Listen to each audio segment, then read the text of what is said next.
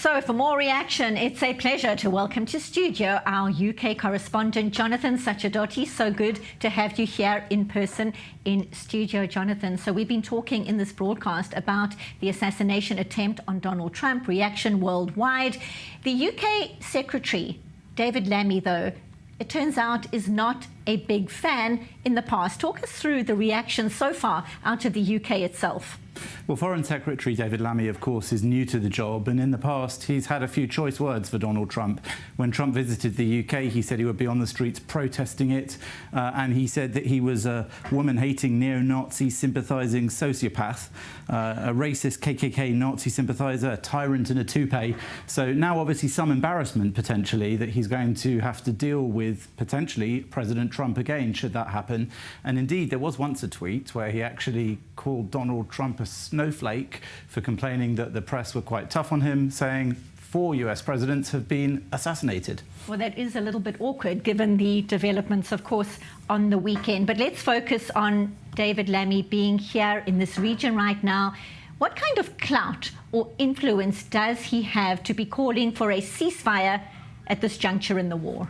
In short, David Lammy has very little clout, and Britain, unfortunately, perhaps for Britain, has little clout in the region anymore in terms of what's going to go on. So who's he talking to when he says that he wants a ceasefire? He's talking to people back in Britain, his own constituents.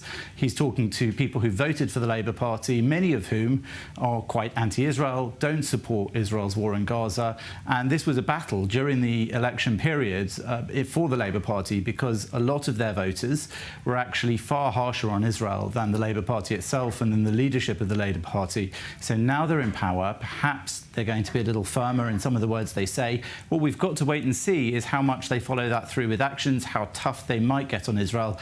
As yet, it doesn't look like they will, and I think they'll probably still try and keep that balance of talking tough, not doing very much. When you look at this new Labour government, some backbenchers are calling for arms sales to Israel to stop. Some criticism already with the new Prime Minister, Keir Starmer. Your take on this issue is so controversial, so polarising as well. I think that there's always been this situation in Britain where governments of any colour know that they have to cooperate with Israel, they want to cooperate with Israel, and that the fight that Israel has with extremism, with Islamic terrorism, is the same fight that Britain potentially has, and in fact has had on the streets of Britain at times, not in the same way as here in Israel.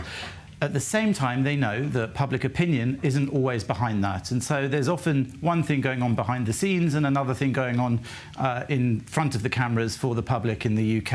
I think that's going to continue. But people in the UK, especially those who support Israel, especially in the Jewish community, are nervous about this government. There's no two ways about it. Don't forget that the Labour Party that has just come to power had a period of extreme anti-Semitism under Jeremy Corbyn.